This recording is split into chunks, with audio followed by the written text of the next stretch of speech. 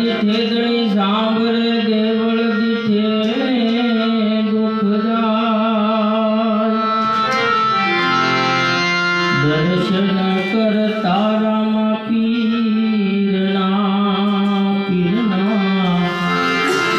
તારા પગના પાપ ધોવા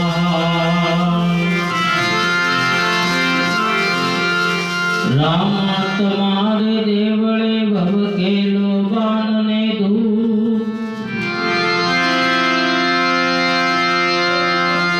રામ તમારે દેવળે ભવકેલો બાણને ધૂપ